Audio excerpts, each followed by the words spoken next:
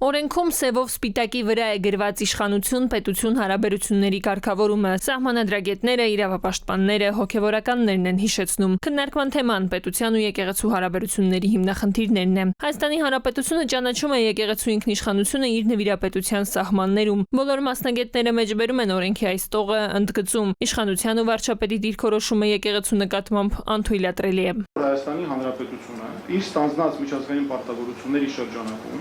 ունի հստակ պարտականություններ երաշխավորելու համար, նախ կատարելու համար իր ստանձնած պարտավորությունները եւ երկրորդ երաշխավորելու համար նաեւ հայաստանյան առաքելական Սուրբ եկեղեցու երաշխավորված անխափան գործունեությունը։ Սահմանադրության 6-րդ հոդվածը արգելում է պետությանը միջամտել, բայց սահմանադրության 41-րդ հոդվածը հնարավորություն է տալիս, իրավունք է տալիս Հայաստանի Հանրապետության ցանկացած քաղաքացու,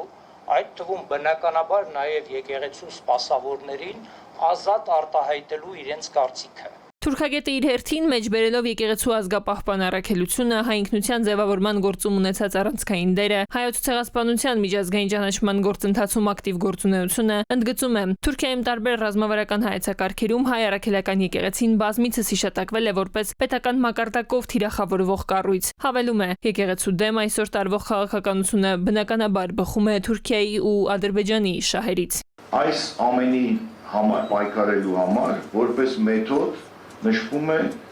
եկեղեցու թիրախավորումը հեղինակազրկման միջոցով, այսինքն ինչպես պայքարել եկեղեցու դեմ,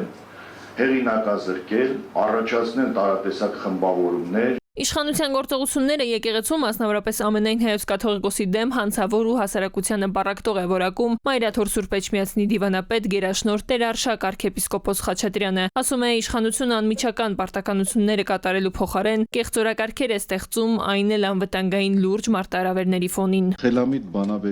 բանավեճերի ժամանակը կարծեք թե անցել է եւ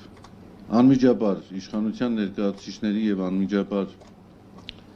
Երկրի ղեկավարի բառապաշարը, ռետորաբանությունը, օգտագործած բառերը այլևս ընտրություն չեն թողում, որպեսզի դրան տրվի իրավական գնահատական։ Խորհրդային Հայաստանում 80-ական թվականներին նույնիսկ պետական ինստիտուտները շատ ավելի էին կարևորում եկեղեցու դերն ու նշանակությունը, քան այսօրվա անկախ Հայաստանի իշխանությունը։ Եվ սա է մեր մեծագույն ցավն իբրև հոգևորական ձևակերպում է Շիրակի թեմի առաջնորդ Միքայել arczepiskopos Աջապահյանը։ Մի իշխանություն, որ կարող է հազարամյա, երկհազարամյա Արցախի թեմը լիկվիդացնել,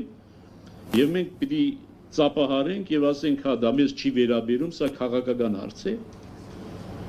Եվ որ մի իշխանություն հարյուրներով, հազարներով եկեղեցիներ եւ վանքեր հանձնում է թշնամուն եւ այդ տարածքը հայտարարում պատմական Ադրբեջան, ուրեմն մեր ընդվզումը քաղաքականության մեջ